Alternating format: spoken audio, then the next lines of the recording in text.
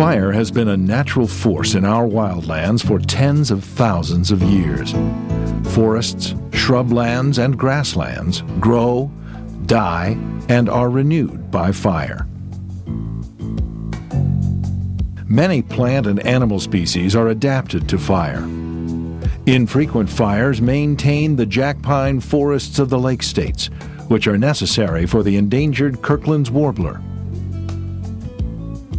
Periodic prairie fires maintain the rich diversity of the herbs and grasses in the plains.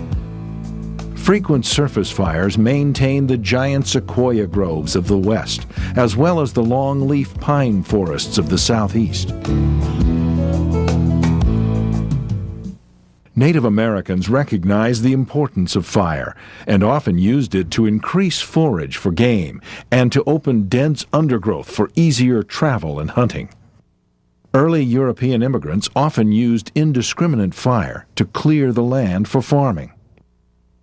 Cut-up and get-out logging practices in the late 1800s and early 1900s left tons of debris, causing catastrophic wildfires that burned towns and killed hundreds of people. The reforms that followed this period of devastation assumed that all fires were bad. As a result, land managers aggressively attempted to prevent and suppress all fires. This fire exclusion policy led to an unnatural buildup of wildland fuels, changes in species composition and wildlife populations, and an increase in insects and diseases. Consequently, wildfires became increasingly difficult to control, grew very large, and caused widespread damage. Some resource managers and researchers began to recognize that wildfire was an essential part of wildland ecosystems and should not be excluded. Experimentation and observation revealed that some fire was actually very beneficial.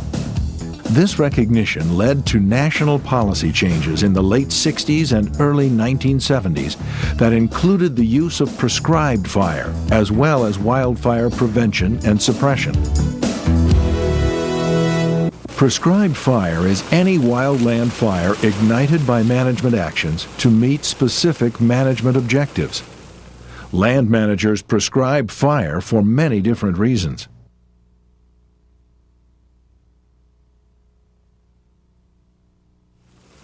Brown spot disease is controlled in young longleaf pine by burning the pine seedlings while they're still in the grass stage. Prescribed fire in southern pine, a fire-dependent species, is used to remove accumulated ground fuels and undergrowth from the forest floor, and to control young hardwood saplings without causing damage to the larger pines. It also protects forests from wildfires, controls insects and disease, provides forage and browse for grazing, improves the recreational value of the forest, and maintains critical habitat for certain species of wildlife.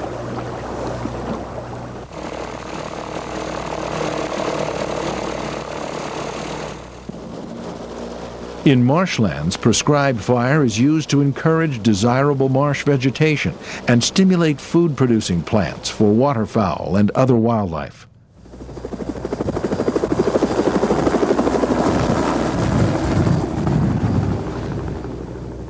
In the Everglades, the snailkite benefits from repeated fire for the maintenance of its source of food.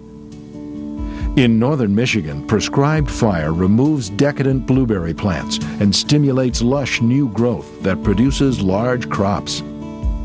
Prescribed fire is frequently used to maintain historic sites in the vegetation stage that was present when the event occurred. In the Pacific Northwest, it reduces accumulations of hazardous logging slash and prepares sites for planting. And in Southern California, prescribed fire protects homes and watershed values from destructive wildfires. Whatever the reason for burning, a plan is required. The first step in preparation for a prescribed fire is to identify what resource management goals must be met and determine if fire is the appropriate tool. Objectives are then prepared describing what is to be accomplished. The prescription is another key element in any plan. It defines the conditions under which the prescribed fire will be conducted. This includes fire weather, fuel moisture, fuel types, and fire behavior for amateurs. The manager must identify a range of meteorological conditions that will allow the fire to consume the target fuels while reducing adverse impacts on air quality. If the fire does not behave as planned, ignition will be stopped and the remaining fire will be suppressed. Prescribed fires are carefully monitored and evaluated to see if resource objectives were met.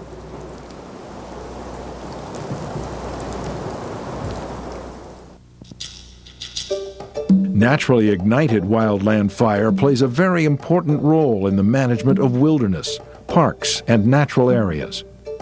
These locations are managed in such a way that natural forces are permitted to occur, provided the off-site impacts are acceptable.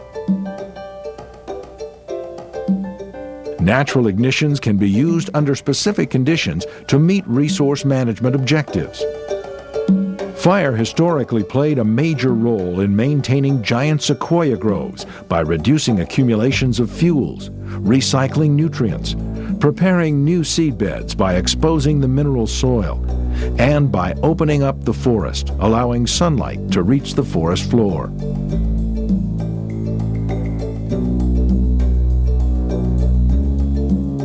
Before fire was excluded, these groves generally experienced surface fires every 10 to 20 years.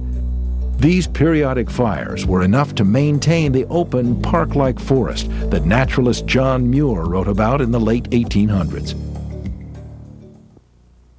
Wildland fire, whether started by natural causes or by planned management action, is being used extensively to provide a multitude of benefits.